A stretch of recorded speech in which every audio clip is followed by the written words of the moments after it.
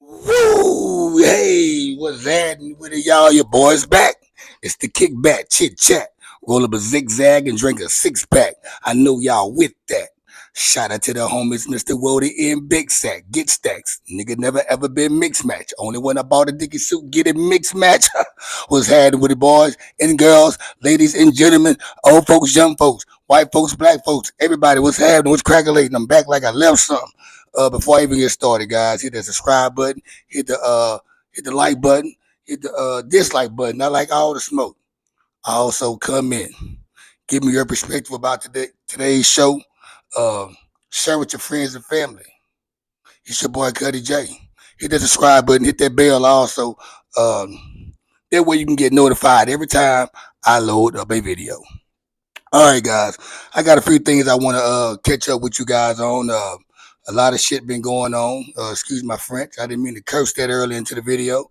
Um, a lot of things have been going on over the past 2 months. I had to slow my show down.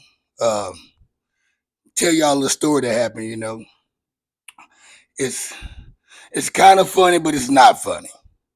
And then I'm gonna tell y'all about a couple other things. 50 Cent got the G Unit Studios in Shreveport. That reaction going on out there from the Donald Trump being shot to Joe Biden dropping out of the race and Kamala Harris is stepping up to the Olympics and lot of other, a lot of other good shit and bozo shit for you guys.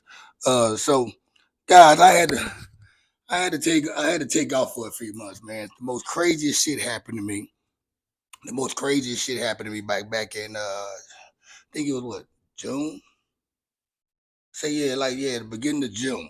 Yeah, beginning of June, man. I I head out for work one morning, and I do my normal routine. I get up in the morning. I tune in to YouTube and catch up on my daily news. I put one in the air. I brush my teeth, wash my face, and all that stuff like that. And I always take a leak or something before I leave out to go to work. That way I don't have to use the bathroom on my way to work. It's a 25, 30 minute travel sometimes. Um, so I did my normal. Last thing I do is I take a piss, flush the commode, leave out the house, lock the door, go to work.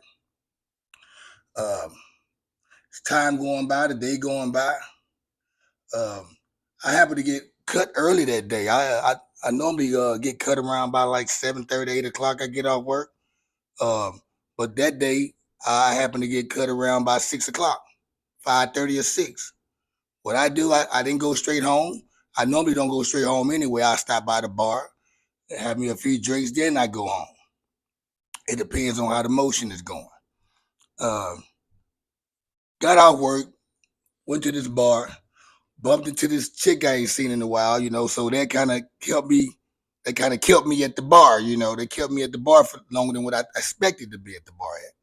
So I'm steady hanging out with this chick. We talking. Time is going by. It's what, about 10:30, 11 o'clock at the time. We get another round. Now this time, I'm saying to myself, "Oh shit, that's this shit, y'all." At this time, I'm like, damn, maybe she's trying to link up with me or something. So what? Let me see what's gonna happen. Turns out, I end up closing out my tab. She closed out her tab. We leave. She goes her way. I go my way. I go home.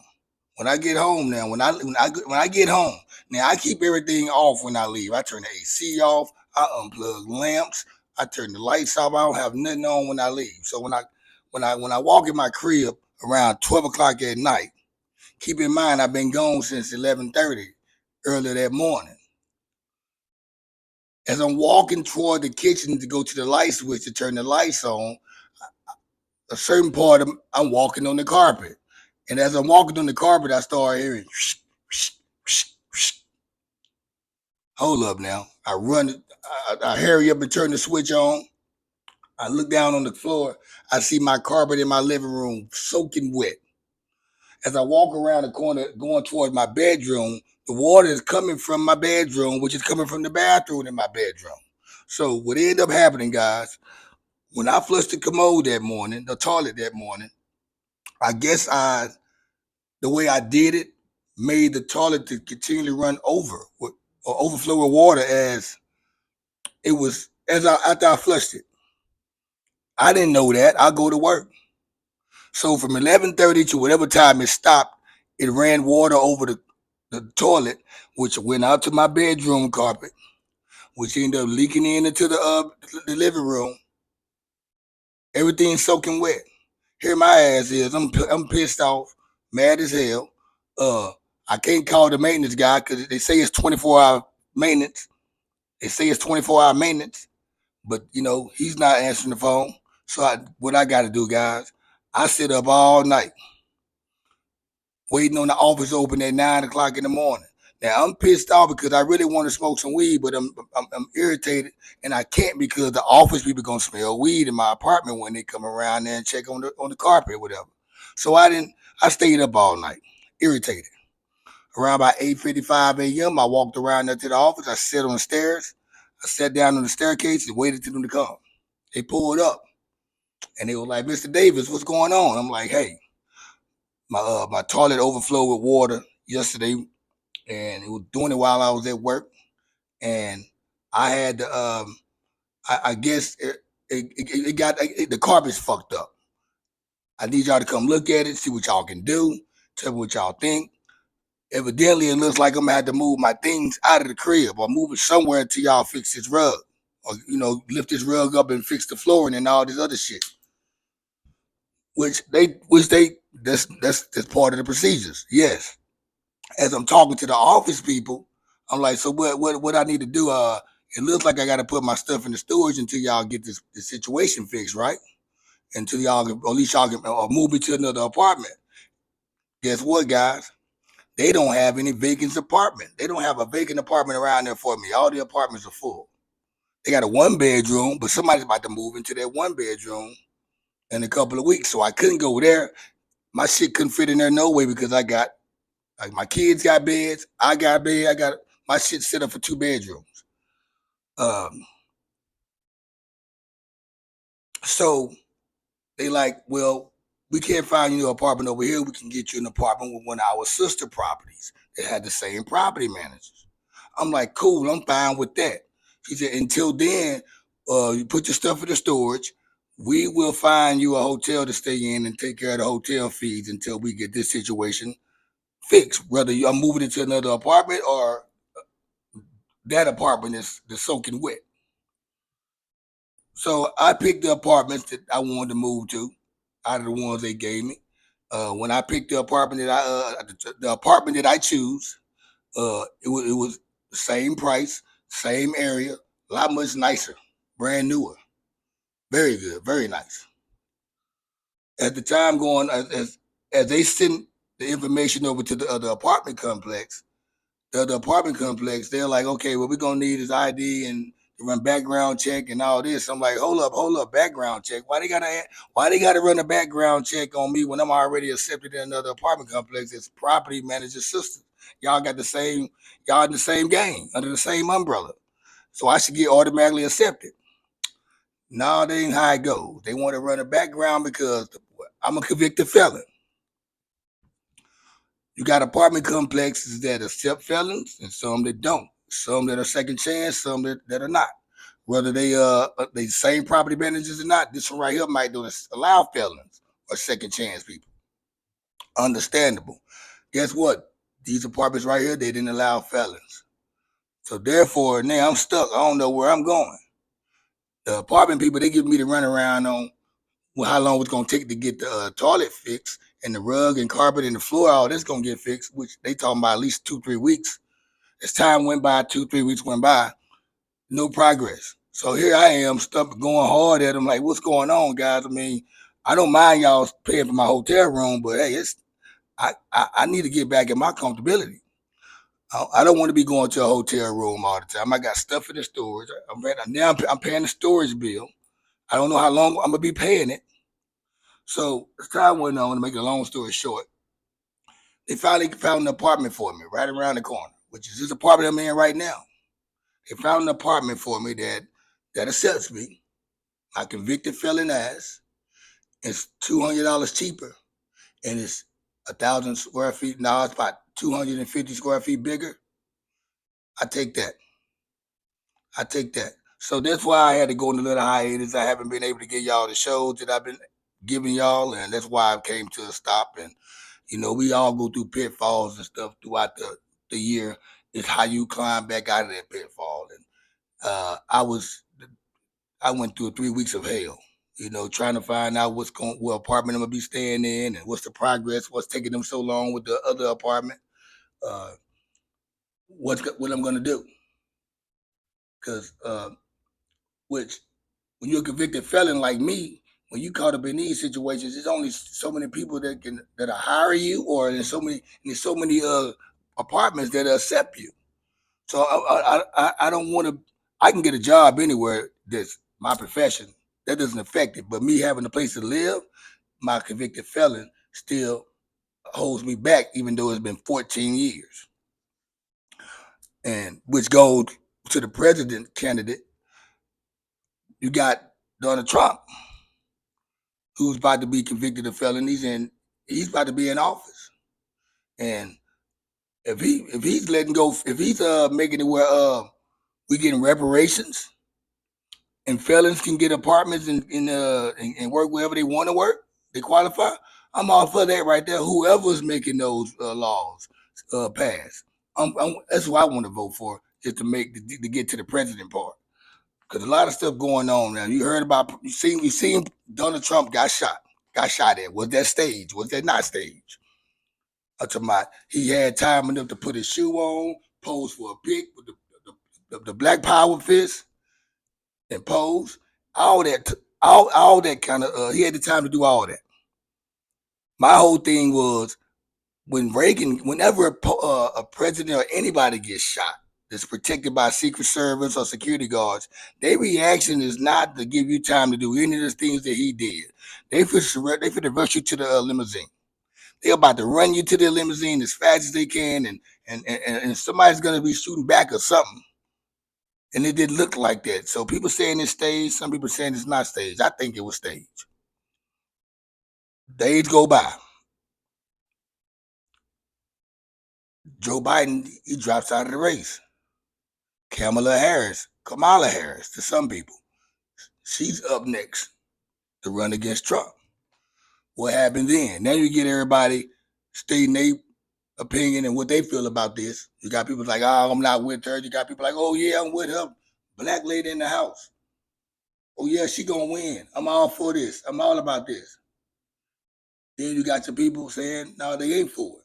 And everybody have their reason why they not for it, and people have their reason why they for her.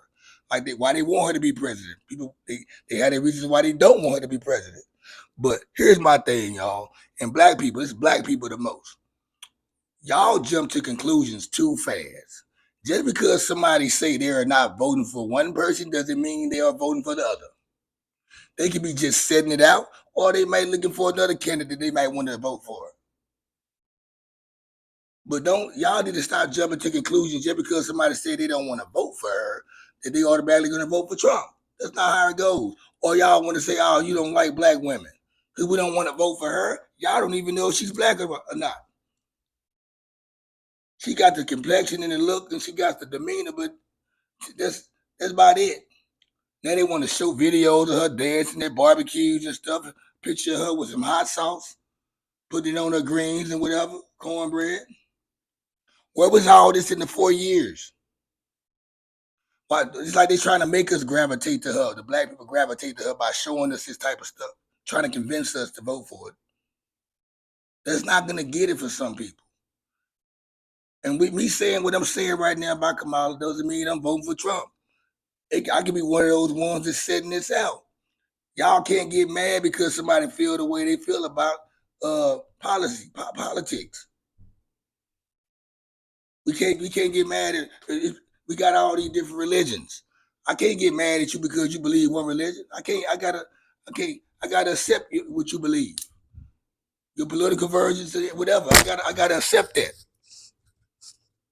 And now you already got a gender war going on. Now you got people warring about the politics shit now, mixing it with the gender shit.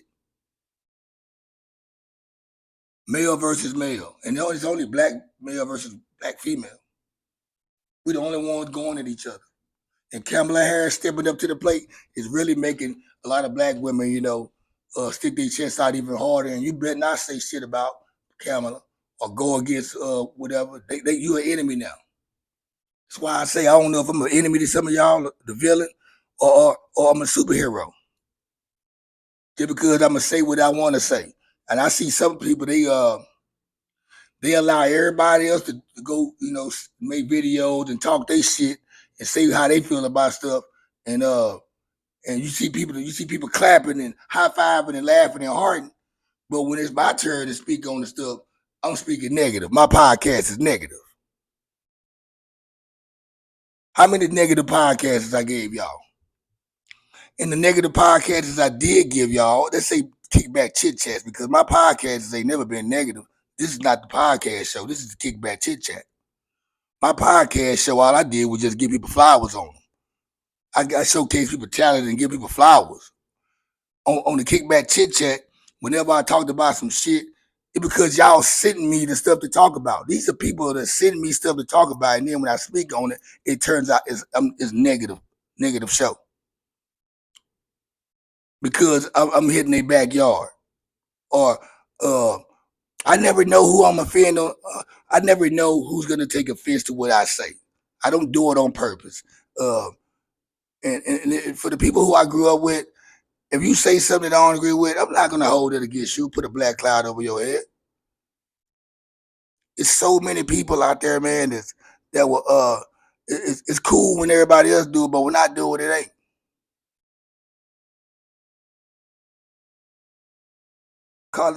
Somebody saying my show is negative because I'm giving out the news that y'all giving me to let y'all. I thought it was for show and comedy. That's why I spoke about it. When I talked about Shreveport, the stuff that goes on in Shreveport, that's not negative talk. I'm giving y'all the update and I'm giving y'all the narrative that's going on in the city. That's what bloggers do. That's what reaction shows do. It's no hard feelings toward the city. I'm from Shreveport. And when I speak on Shreveport, I had a right to do it because, hey, I live there. I'm still tapped in with the city and the people of Shreveport. Most of my guests have been coming from Shreveport. And big shout out to 50 Cent for buying all that property out there, them buildings. He got the G Unit Studios out there. He got the Human Humanity Show going out August 8th through the 11th. That's going to be good for the city. Bring a lot of out-of-towners who've never been to Shreveport or heard of Shreveport out there. A lot of people a lot of money going to be getting spent. It's chess, not checkers. I'm glad it's happening for a city like Shreveport, a city I'm from. A little small town like Shreveport that Tyree said nobody would never discover nobody out of Shreveport. He said that years ago, but look at that. Look at 50 Cent doing.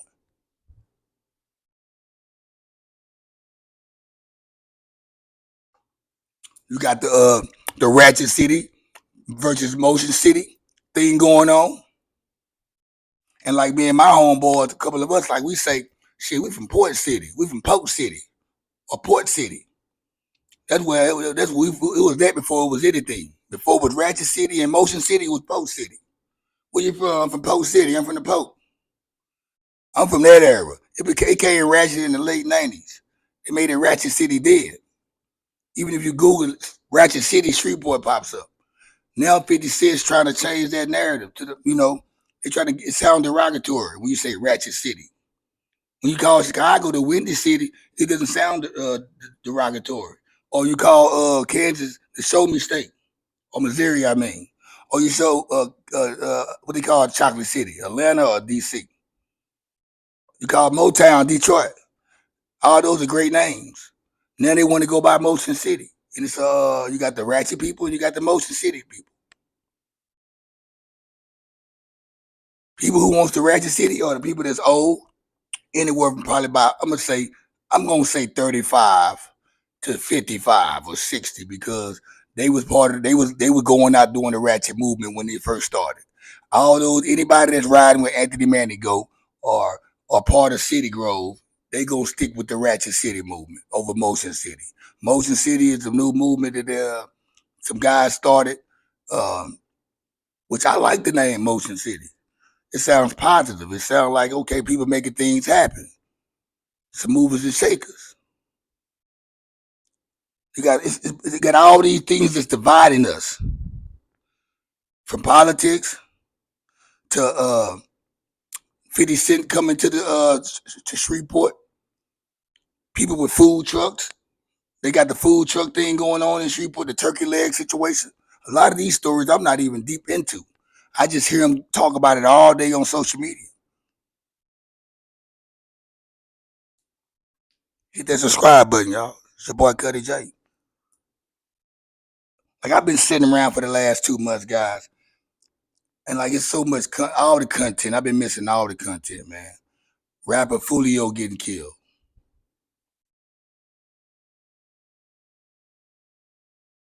and it's like they talk about it in their music. They celebrate they death before they even get killed.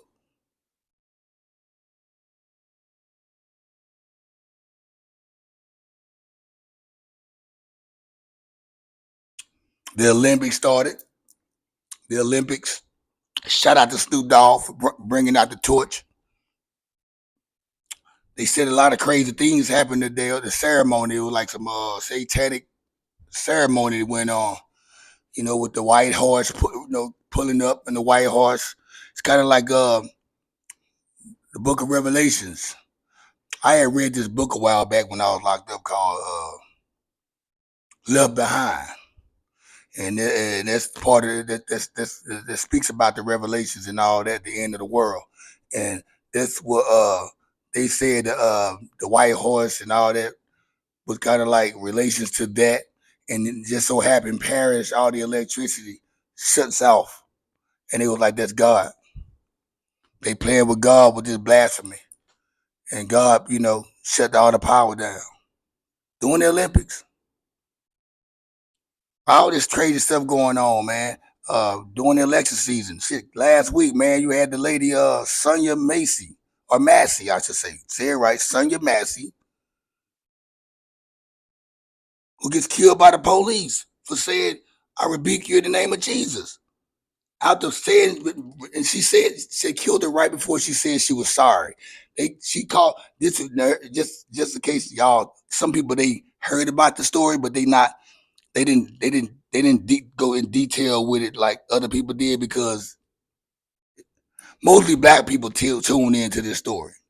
A lot of my people who watch this show that are white, they probably didn't dig into the story as much as the black people that are still doing. Um, Sonia called the police saying there was an intruder at her house. She thought somebody was trying to break in her crib.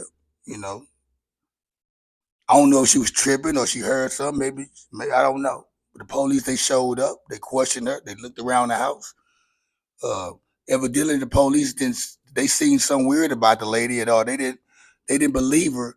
Where it was at a point where they just started talking, very disrespectful to her. Like, they really, you can tell by the cadence or the tone of their voice that they really like they was fed up with the lady. Like, they felt like they came on a dry trip, and at the same time they was racist. At least one of them anyway. And he didn't like the fact that he had to leave wherever he was at to come find out what's going on at her place, and he find nothing. So all of a sudden, now she's there in her house. All of a sudden, I guess they asked to check her ID, which they supposed to do anyway, and they went inside her house. They noticed it was kind of junky or whatever. Not junky, but shit everywhere. I guess she had some boiling water on the stove. The boiling water, I guess it offended, or it made the police feel some type of way. So he asked her to go turn the water off, which he could have did himself if he felt threatened or he felt skeptical about why it's getting boiled over there. He could have did that himself and told his partner, "Hey, go turn that water off." He asked her to go do it. I guess she picked it up. When she walked over there, he thought she was gonna throw it at him, throw hot water on him. Which where he was standing at, and where she was at, that water wouldn't have reached him. By the time it got to him, it would have cooled off by then. He started aiming his gun at her. And she said, all you can hear her saying is, I rebuke you in the name of Jesus. And he was like, what? And she said it again. He said, you better put it down or this, that. I'm going to shoot you in your face. And as she said she was sorry, and I'm thinking she ducking. They shot her. He shot her in the head.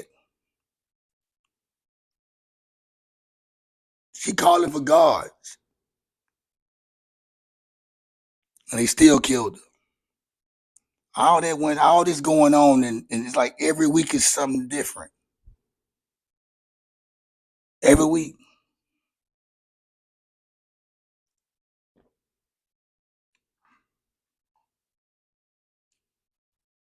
We got to get out there. We got to stop. Let people be what they be, man. If you voting for Kamala Harris, that's cool. That's cool. I hope whoever's in office, I hope if she's in office, I hope she does the job better than any president that ever been in the office. Not because she's a woman, not because she's black or whatever she is. No, because she's in position to have control of some type of way to do things right for the country or the community, the black community at that. And that's what a lot of people think that's going to happen if she become president. And I hate for her not to do anything for the black community because the women are going to be at her head for eternity. They're going to vote her out of office. Then you got the people that thinking that you vote for Trump. The first, all they keep bringing up. I'm sick of it, y'all. Every time somebody says something that's anti Kamala Harris or you state that you're not voting for her, you automatically throw, you better read Project 2025. Okay, we read it. I'm glad you read it. I'm glad you researched for a change. We all read it. But that just because I'm not voting for her doesn't mean I'm going to vote for Trump. We all know what's going on with the Project 2025 deal. We know. That's all y'all can say when somebody say something. But y'all can't tell me what Kamala Harris is going to bring to the table. We know what Trump going to do. We know what he ain't going to do. Like they say, it's a saying. I'd rather have a snake in my hand than worry about a snake in the grass. That snake in the grass and bush, I'm more concerned about that than the one that's in somebody's hand.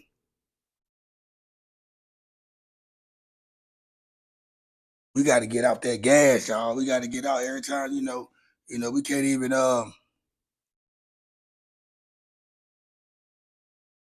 like people. It's too much picking and choosing going on these days. People pick and choose the stuff they want to contest. Or no, it ain't. They pick and choose who they want to contest. The people they want to contest. I can say something and have 10 people against it. Somebody else can say the same thing I said, and those same 10 people that's against what I said will love what that person said just because it's them. And they have a biased action toward me. I pissed them off somewhere down the line through social media life where it's to a point now where they don't respect nothing I say. Or the fact that they might think that some let's keep it 100. Some women they don't fuck with me because they think all I date is white women. When I love all women. Or the fact that I date white women, period, they have some type of animosity toward me.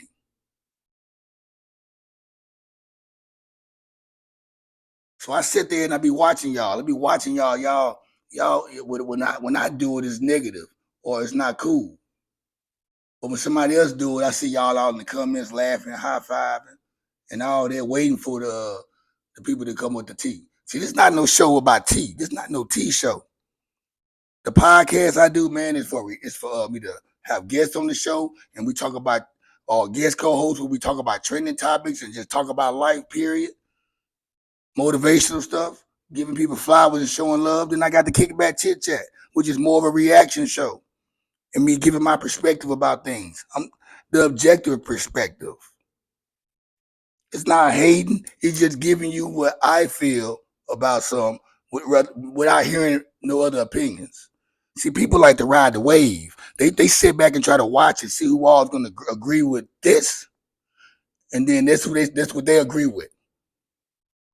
See, people don't know how to just think for themselves and have a reaction or a perspective on their own accord. They want to see what everybody else is doing, and they want to hop on that train.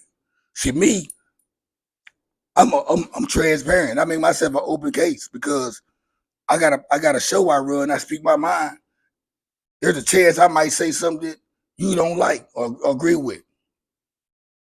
And I'm talking about people who I grew up with, friends, people who I hang around with the bar. The next show I might do 2 days from now, you might love what I say, but it's called I'm being objective. No hard feelings toward nothing. It's just what I feel without nobody having to tell me. And if I'm wrong, prove me wrong. And when I find out I'm wrong, I'm gonna correct myself and call myself out on it. But most of the time, when I say something, I'm standing on what I say. This I believe it, and there's no changing it. I'm not gonna change how I feel about something once I see it and put it on video, or I type it and post it on Facebook or whatever. I'm not one of those people that post and then erase once I feel like, I, I, I regret saying that. Nah, I ain't regretting shit I'm saying. Yeah, y'all, the villain's back. A villain of some, a hero the most.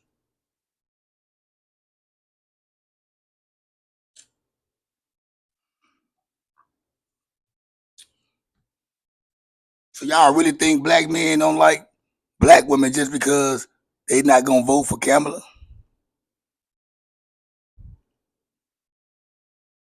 That's a crazy way to look at it. I kind of wish Hillary, Oprah, and Michelle was running now. That'll fuck up the card deck. Put Michelle and Oprah in the race. That'll fuck up the deck of cards right there, huh? All you Kamala Harris motherfuckers, y'all gonna hop on the Oprah or the Michelle train. I know it. That's how you are. That's how your loyalty is. And I mean, that shows that you are voting for the wrong reason. Your vote is for the wrong reason. Y'all don't hear me though, man. I'm back, y'all.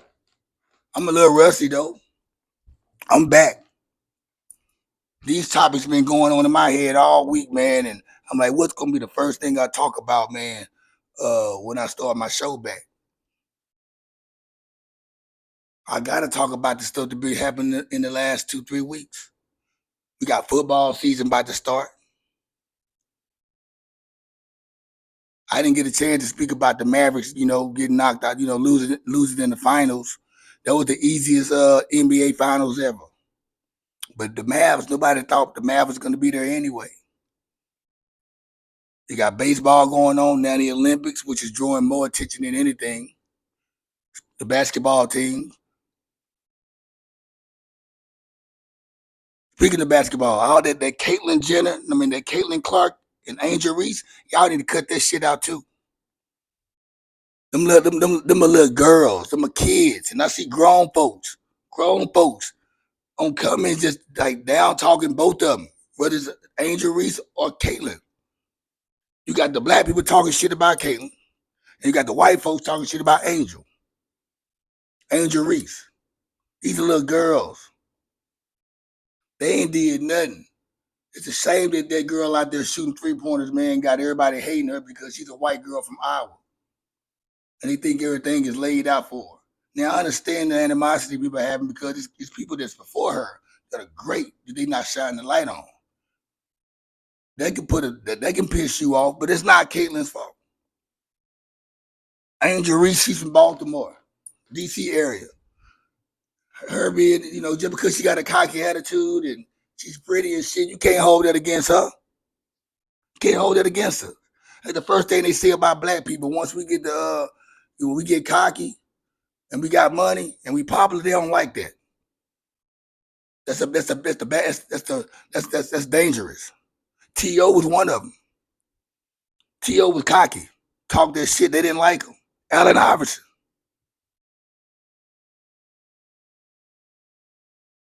But we letting that shit right there divide us, man. Little shit like that. Two girls playing basketball, doing their dream, and look at us spectating, talking shit toward each other. I wanted to share. It's crazy, you know. I can't even share Caitlin Clark's stats or say she had a good game or say something nice about it because my people on my timeline gonna start hating and saying crazy shit. So if I show both of them love, it's gonna be like it's fake. So I just stay out of it. I don't have an opinion about neither one of the girls. Well, I have an opinion, and it's more like a fact. They are great young athletes. They're gonna be great. They're gonna have a great career, and they both attractive, whether they black or white. That's all I can say about them. I wish the best for them in their career. And whoever else coming up behind them. We need to stop dividing each other, guys. And this presidency, this race, the election gonna really put a lot of division. It's just now starting. Wait till November gets here. Everybody gonna be going back and forth with each other, debating and shit, going back and forth.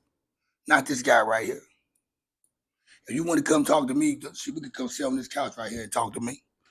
We can make our valid points like that, and I can tell you how I feel about certain things. That way you can stop looking into my Facebook post a certain way. That's another reason why I'm glad I'm back doing these shows. Because some of y'all let some of these posts go over y'all head and y'all don't even understand it. Y'all don't get it. That's why I say some shit need to be heard, not read. Because y'all don't understand it when y'all read it. And you don't know if it's malice coming behind it, typing or what. So it's best to be said. The way the verbal language and the body language you can be understood better. It's your boy Cuddy J, man. I'm out like a fat kid in dodgeball. Holla at y'all.